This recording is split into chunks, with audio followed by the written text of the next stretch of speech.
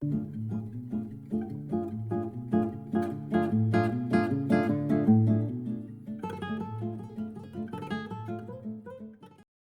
morning, everybody. 5 minutes with Sean, maybe 10. Always a good time when we have wonderful guests on the show, especially when we start talking about things that can become expensive, full of red tape and headaches. We go turn our attention to none better than the expert himself, Tom Kline. Tom, how are you, man?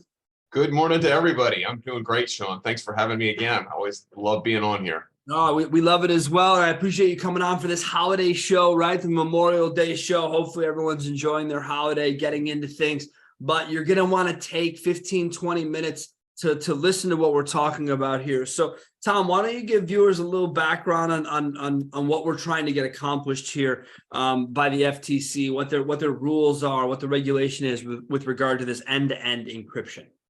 Sure. So, starting back in May of 2003, the government passed the Gramm-Leach-Bliley Act, named after the sponsors, the representatives. I think they were senators, actually, sponsors.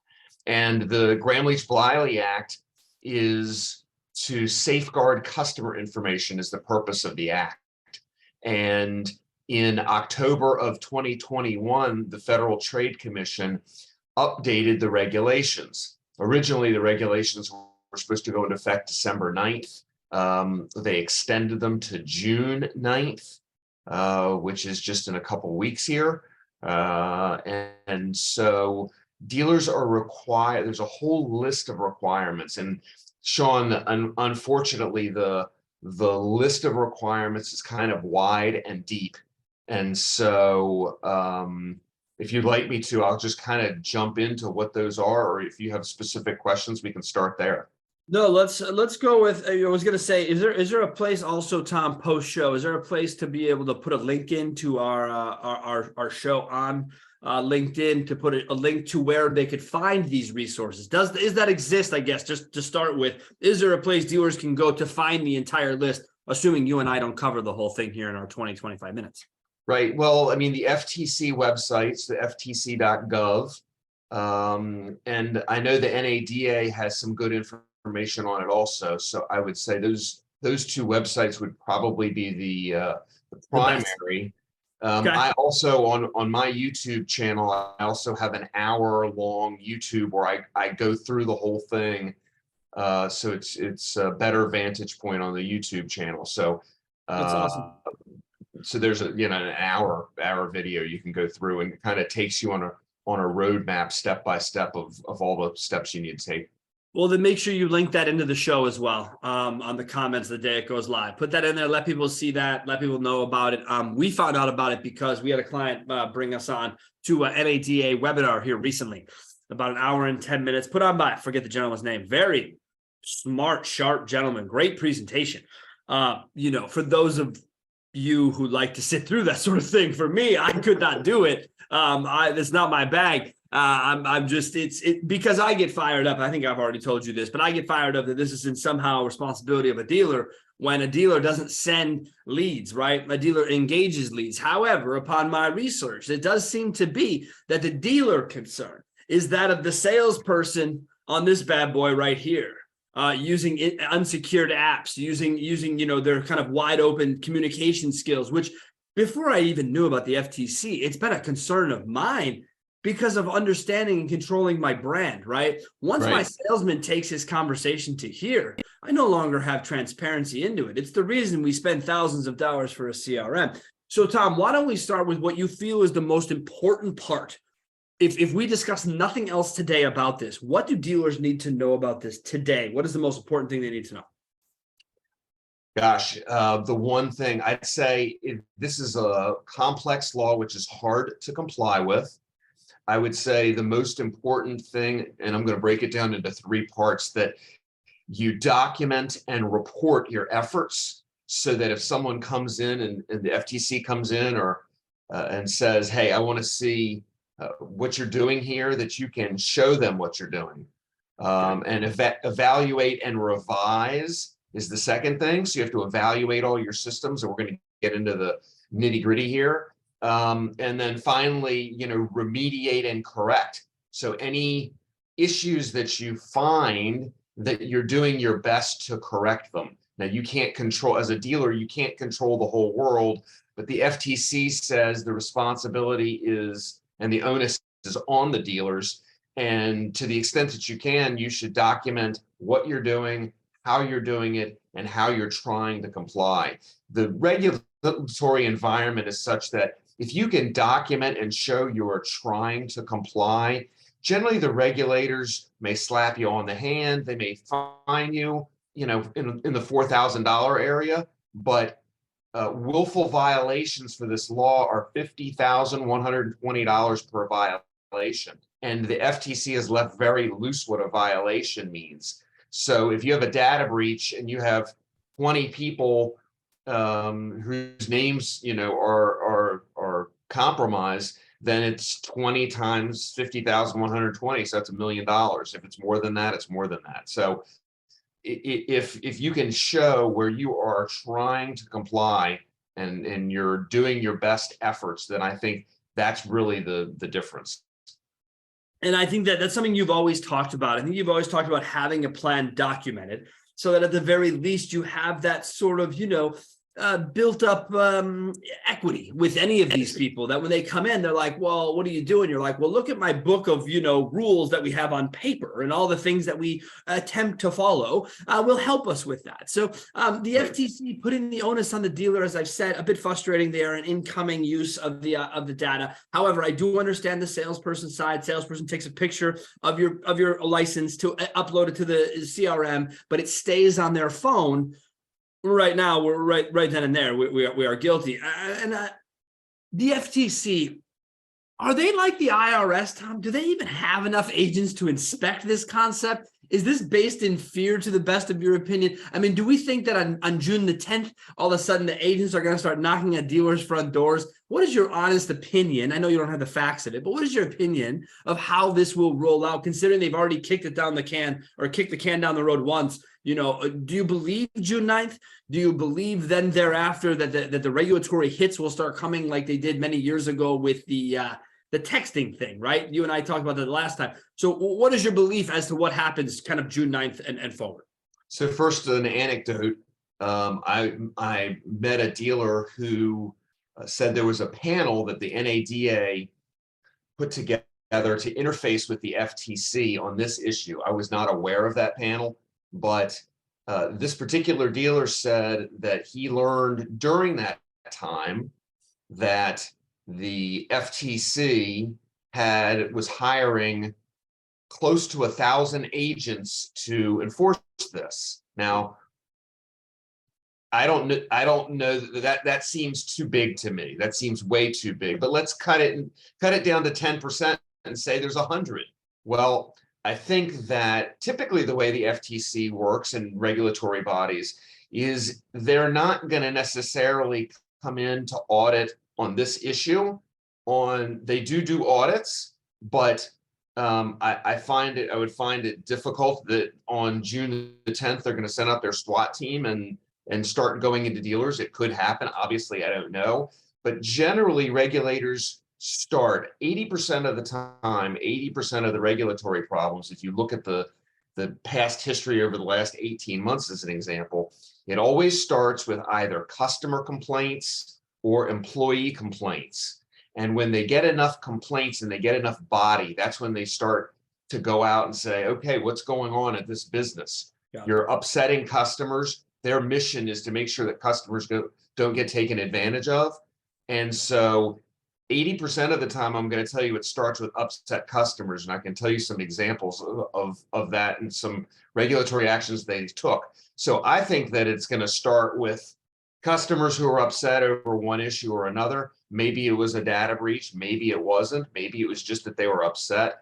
Then they come in, they're going to say, while we're here, we want to see all your GLBA safeguards and show us all your policies and your procedures and start to get into it that way. Yeah, that does not sound fun for anybody involved. I think you're right, though. I think you've always said your problems start two-legged, right? And so Right. when it happens, people get pissed off, they bring attention to your business, and your business becomes investigated for one reason or another. And I think that's where it is. I think that what we have to do is, like you said, we've got to document, we've got to make people aware, though, right? So if our salespeople could be one of our linchpins, one of our problem spots, there needs to be continually, training or understanding of it. And I know it's boring, but ask our shops. They have to deal with the OSHA shit all the time. So rarely Right. does our front end have to deal with anything. But this now, because of technology, is now a service problem, right, Tom? Because, Sure. Absolutely. services using iPads, they're taking pictures of things that those devices in no way secure encryption. They're going into the CRM, but do they stay on the device? Are they stored? How do we deal with that? Then you put BDCs in the mix. BDC trying to use video concept, trying to engage this way. This causes problems. But there are places to find the resources. There are places to fix this. So is for you, dealer step number one is obviously, as you said, it's document and report. Are you talking about dealers self-reporting their problems to the FTC? Is that what you're saying? No, I'm saying at first you need to document it. So it's typically not going to be the dealer who does this work, right? It's going to be a controller, a CFO, or a GM. They need to document and report it to the dealer because it's ultimately the dealer's assets that are at risk and it's his responsibility. So I'm talking about internal documentation. Yeah, but And somebody needs to have the plan there, right? You say whose responsibility it's not, but that doesn't make it clear whose it is. well, And you're so, and I think in our dealerships, we do a lot of this, right? When that isn't clear. So dealerships document your just plan of attack, right? That's what you mean. Document your tree of trust, if you will, and how it will go down. And then your comptroller or whomever you decide is responsible for this part of the deal should be reporting anything they find to the dealer themselves. So it is a self-internal report document situation. right. You have to, according to this and according to the law, you have to designate an individual at the dealership who is in charge of this specific program. That's part of it. Okay. So it's hard in 15, 20 minutes to get into the 50 or 60 items here, but that's part of that process, number one. Number two, you mentioned cell phones, and cell phones are so important in this for two different separate reasons. Number one, there are now tools for employees to be able to encrypt that data on their cell phone. So that technology does exist now. App-based technology. So using like a WhatsApp, right, is typically encrypted. Like in that, is that what you mean? Like there are apps available to do that, or are there add-ons throughout the CRMs? When you say that, what are you highlighting exactly? I have knowledge of one specific company who has a program and a protocol that was designed to make sure that the data is encrypted both at rest and in transit. So, because that's the standard is the data has to, while it's sitting in the CRM as an example, it has to be encrypted. Or if it goes between the website and the CRM, it has to be encrypted. Or if it's on someone's cell phone and they're trying to send it either to the sales manager or send it wherever they're going to send it, it has to be encrypted. If it's there, but the technology now exists that the salesman can take a picture of a STIP or a driver's license, and essentially it disappears from their device, so it doesn't reside there anymore. So that's one way to handle that problem. Got it. All right. Totally makes sense to me. Cell phones, having the apps, finding the technology. But I do remember in my notes, they're saying basically like, look, that's great. You're doing all of that. But if the consumer isn't involved in encryption, but you are, there can still be a problem. It seems like there's a ton of gray area here to stay away from, but it seems unavoidable. So let's go back to point 2, evaluate and revise. We're evaluating what we documented, right? That's what we're talking about. And revise. When we talk about revision, do you find these to be small, subtle revisions, or like, holy cow, we missed the boat on a particular piece that we didn't see coming? Like, what do you anticipate being a part of that revise step? Yeah, so you're required, as an example, to do a security risk assessment and on your information security program. So you're required to say what vulnerabilities you have, and you have to document this. And there are several good apps, software as a solution, that will help dealers and guide them kind of through this process. But you're supposed to be able to tell what's reasonably foreseeable internal and external security risks. So as an example, we talk about documenting, and there are many things you have to document here, but you have to document your security risks and then what you think you should do about them. You have to have change, and I'm just pulling some examples here. You have to have change management protocol. So if the person who is running the program gets fired or leaves or whatever happens, somebody else can sit down at that chair, look at the documentation, and still run the program. You have to have a data retention policy, as an example, which is a colleague of mine says data can, sometimes unused data is like toxic waste. If you're not using it, it's really a liability for your dealership now. So what is your data retention policy? For example, if you're using ADP or Ray or whatever it is, after 7 years or 8 years, depending on the data, or 4 years, the data should be purged, and you have to have a policy about that and have it in writing. That's a few of the things that you have to have in writing and be able to audit it, look at it, and of course is your system vulnerable? Let me just throw that in there before you ask the next question, Sean. So what vulnerabilities do you have from a structural computer standpoint? Can somebody easily go in through the back door and hack your system, get access to your data? So then, obviously, like I said, it becomes kind of a two-way street, as my boy Bill Schomburg says, is that obviously CRM companies have a part in this, because a lot of what dealerships do is in there. A lot of it does feel secure. Okay, I'm not a tech guy to that extent. I don't know for sure, Tom, but it feels secure. However, I think I told you this in the pre-show. Big vendors right now in our space are pretty quiet on this front. And I've made it my responsibility from a couple of weeks ago to start asking these vendors, because it is what I've done. I mean, it's my life, so I figure why not? And the responses have been vague. They've been lawyer driven. Like, those are my favorite, when I just get like a PDF from a lawyer that just says, we are following everything. And it's like, but how and where and when? And it's like, but we are following everything. And it all feels like a bunch of, cover your own ass situation stuff. Okay. There's nothing about anything I've seen that doesn't feel that way.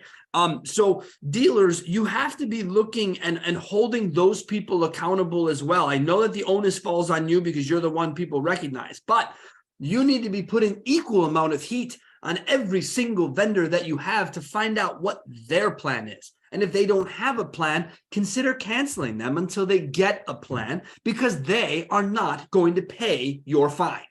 Well, not here, not now.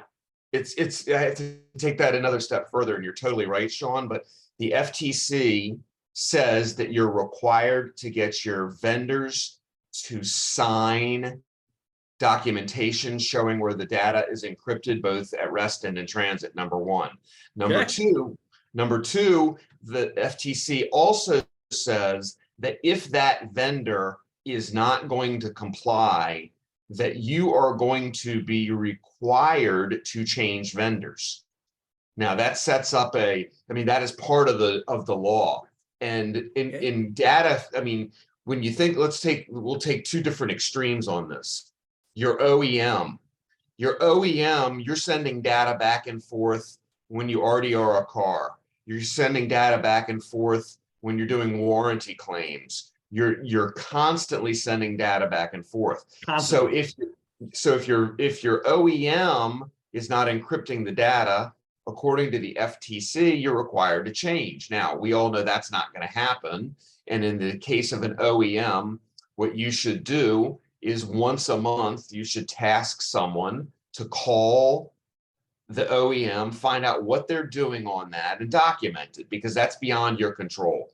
But what is within your control is your ability to tell a story to the FTC to say, hey, look, I can't change vendors. I can't change from being a Nissan dealer or a Chevrolet dealer. But here's documentation where every month we call and try to push as much as we can and find out what they're doing. So that's kind of, the OEM is one extreme. The other extreme, you mentioned the CRM companies. If, according to the regulations, if your CRM company is not encrypting the data at rest and in transit, then you're required to change. Now, of course, if there's nobody in the industry doing it, you should find out, you should call 4 or 5, you should document that you tried to call, that none of them are doing it. And as a result of that, you've done all that you can do, right? If you can't find somebody who's encrypting the data, then you can't do that. And I've had some of these vendors call me in the last 12 months and say, now, what is it about this new law? What do I need to know? And so there are so many vendors in our industry who are behind and who don't have command of this information yet. And again, I hear you say all this, and it only frustrates me further that the FTC would choose to put the onus and the reliance of this on the people who have literally the least amount to do with it in the entire structural place. Like if we put the OEM, as you mentioned, at the very top, and we put the dealer at the very bottom, everything in between is truly the problem. And right. The dealer is the one who's got to document. The dealer is the one who's got to fix it. So dealers, there's nothing, my bitching about ain't going to help. So you got to do this for yourselves. You have to be involved. You have to document these things. Having a backup person seems like a simple thing to have, but have it documented, have it written. I go into this and I keep getting frustrated by this idea that something someone else did, right, can affect my business, can be my problem. But it sounds to be true here. It sounds right. to be what we're looking at. So well, let's go back to the just real quick, Sean. Let's go back to the origin of why dealers have to do this. It's because of the volume and the sensitivity of the data they collect. Right? You get their social, you get their date of birth, you get their pay stubs, you get their cell phone bills. I mean, you have their entire. And we're doing it all digitally. I mean, you're getting credit apps from your website. You're having things faxed to you. I help friends buy cars all the time. My phone is full of people's shit. Right. I'm a hoarder of data. I don't get rid of it. That's right. But that's why, and that's really why. I mean, so you're right. It is very frustrating for our dealers to have to go through this. As you know, I was a dealer for 30 years, and this would, when they designated car dealers as a financial institution, then all this, the lots of regulations rolled out to car dealers. Right. Which is interesting. Right. We were a middleman at best. Right. It's not, I mean, the majority, right? There are that 1% that run their own finance in-house and have all of that, but that's still, even most times, is put through a bank. It isn't like people are sitting there, Donald ducking this deal on their own. Like you're not able to do that. Tom, putting on your dealer hat for a minute here. Sure. How are you approaching this from internally, when you talk about changing systems, you talk about changing people. Is this just, if you were a dealer, are you just documenting the hell out of every single thing you can to put yourself in that position of safety? I mean, if you were a dealer, what's one of the things you would do based on what you've read and understood about this to that we maybe haven't touched on, to try and safeguard yourself even further? Taking it, how can you take this a step further to do even more protection, I guess, is my question. Sure. And I'm gonna break that question into 2 pieces. The first, I'm gonna tell and I see a lot of dealers, Sean, who, believe it or not, don't have any cyber insurance coverage in case of a breach. So there's a class action, as an example, going on against Coons Automotive in Northern Virginia for the data breach that happened there, and they're in the middle of litigating that, as I understand it. But I would tell dealers, in order to ameliorate your risk and make sure that if you do have a data breach, that you have plenty of cyber insurance coverage. And let me tell you just real quickly what I mean by plenty. Let's say that you have 100,000 names in your CRM and your DMS, which is very low for most of the dealers I see. Agreed. Okay, so if you have a data breach of 100,000 names, and let's just say you have to buy credit reporting for those 100,000 names, credit monitoring, it's about $100 a year. So 100,000 times $100 a year is $10 million. So if the dealer doesn't have enough cyber insurance coverage to cover that, they're self-insuring that, meaning if they have a breach, that's going to come out of their pocket. So one of the things that I would do is make sure that you had a robust cyber policy, which includes, very importantly, as you brought up early in the broadcast, it includes employee cell phone coverage. Some cyber insurance companies don't have employee cell phone coverage, and if they can prove the data breach started on an employee's cell phone, the whole claim is excluded. I mean, they're an insurance company, dude, right? I mean, they're in the business of being a protector until it's time to protect. Then it's about finding ways to get out of being a protector and just being a guy you pay seamlessly every month. I did not know cyber insurance existed. So that is number one. I would put at the top of all of your list that if you were going to do this, or if you weren't going to do this and you weren't going to care, then go buy tons of insurance. And I guess then you can care once you get hit in the mouth with a $10 million insurance claim and then the headaches that follow that. That doesn't sound like any fun either, but you could do it. What's the second part? And also just, fines from regulatory bodies are typically excluded from insurance policies also. There are ways to cover it, but that would be a whole different broadcast. Oh my God. And my head is spinning with that concept. The idea that I could, but I could not be. Right. Where do I go next? Yeah. So, and of course, ransomware, and there's tons of items you have to pay attention to under the cyber policy world to make sure you have the proper ransomware and defense costs and all that.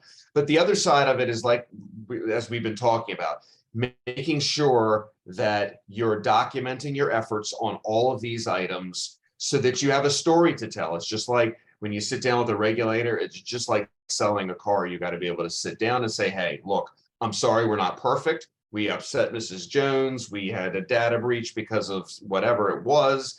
This is not because we're not trying. Let me tell you what we do to try to mitigate our risk here at ABC Motors.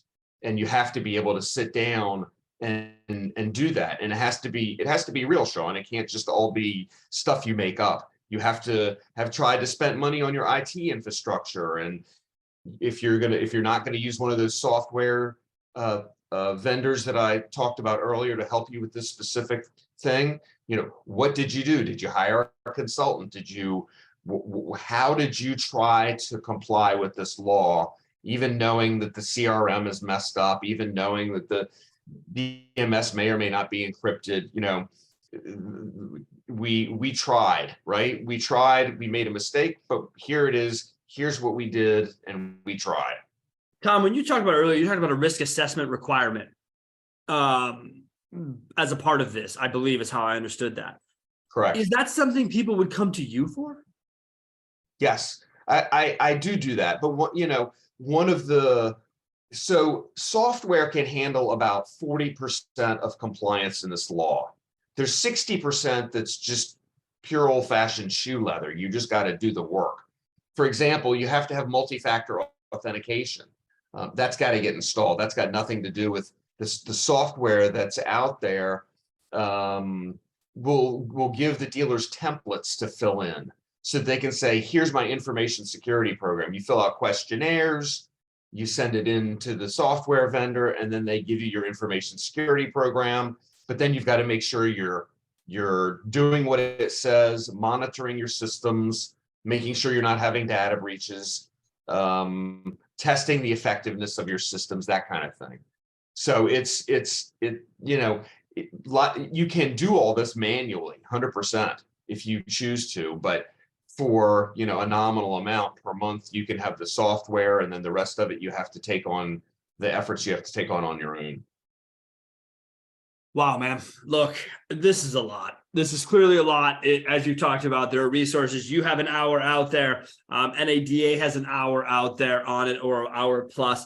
And you've been gracious with your time. So I want to get this wrapped up for you. I do appreciate it. As we walk our way out of this discussion, and you are to, you know, leave dealers with one thing. What's Tom's voice of reason or thought of what's most important? I know we've talked about them all differently. We've talked about where to do it. We've talked about how to set it up. But again, I'm trying to get to dealers. Tom, how do we help the dealers who, you know, aren't up to date on this kind of stuff, right? Who might have a smaller dealership in you know, what we call here in Wisconsin, the sticks. You know, what can people do, man? I mean, how can they really get out ahead of this so that they're not having to worry about millions of dollars of fines in your world? And if that means helping you, now is the time, Tom Kline. Plug the Tom Kline deal. I want to know the best resource for people to help get this fixed and understand and ahead of it. Sure. So part of the regulation says that you're supposed to comply appropriate to your size and complexity. That's a kind of the way I read it. It's kind of built in. What's such gray area, Tom? What is with right. Why do we write these things so like, hey, let's see how you feel today. Right. And let's see if do you think you were close? I don't know. I'm not sure. Like this seems like it should be so black and white, you know, but like you say, when a regulator comes in, you could sit, have coffee, be like, look, man, I tried, right? Here's my story. And they go, well, you know, a lot of gray area in here, and we all kind of agree. And then we move on. It seems frustrating. All right. So size and appropriate to your size. Right. So, I mean, if you're a single point dealer, and you have, and I have clients who are this way, they've got, you know, 40 to 50 employees, you have to have a program, but it doesn't have to be as robust as if you have 40 stores or 50 stores, sure. Right?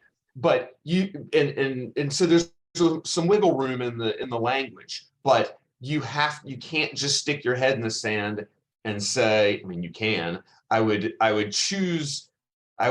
help you to make the right decision to just start. Spend 10 minutes on it a day. Spend 15 minutes on it a day until you have enough body there where you feel like you have a good story to be able to say, hey, not only are we complying, here's our program, here's our person, here's what we're doing. We work on this 10 minutes a day, half an hour a day, whatever it is, but don't just ignore it. If you ignore it, then you get what you get. As my son used to say when he was 6 or 7, you get what you get and don't throw a fit. Right. It's true. That's true. No, I think that's the best takeaway for me is dealers don't ignore this. All right. Yes, it's bullshit. Yes, it shouldn't have to do with you. Yes. All these things. Yes, you're probably not a financial institution. Yes. But you are now. You've been made this. Now it is up to us to try and make this better for ourselves and then simply documenting. And guys, don't think you can document this the moment they walk in. You're going to need to have it documented, time-stamped, looked at. Go trust me when I tell you that if you protect yourself now, give yourself the effort, that it will go better for you than if you were completely ignorant and just not wanting to be a part of this. Tom Kline, dude, I don't know how you do this for a living. I've told you that before. I love you for it. I'm happy to have you as a resource for all of my clients. It is outstanding. Folks, if you need regulatory help, go find Tom Kline. He's on LinkedIn. Tom, is there anywhere else people can find you besides LinkedIn, which is where I find you? Facebook, my website, What's the website? BetterVantagePoint.com, my YouTube channel. If you search Better Vantage Point, it'll come up, or search my name on YouTube and it'll come up. Happy to help. I do, my shameless plug for the moment is I do help dealers with this. So I'll hold your hand and walk you through the whole thing. So if that's something interesting to you, I'm happy to get your call. Man, that is what we're talking about there, right? Folks, the resource, the people to call when we do this. When I read about it and my dealers flooded me with it, the first name that came to my mind was Tom Kline. So Tom, thank you so much for your time, man. Thank you for all of your help. And I get a sneaking suspicion you and I will be back talking about this as things begin to sort of, happen in the space. So thanks a lot, man. I appreciate it. It's my pleasure. Always good to see you, Sean. Thanks. Thank you, dealers. As always, I've been messing up the schedule. I apologize. So next week, to kick off June, I'm going to bring you a new metric. I'm going to bring you a new acronym, which everyone loves. It's going to be fun. We're going to have fun with it. Enjoy your holiday, and we'll see you all again next week.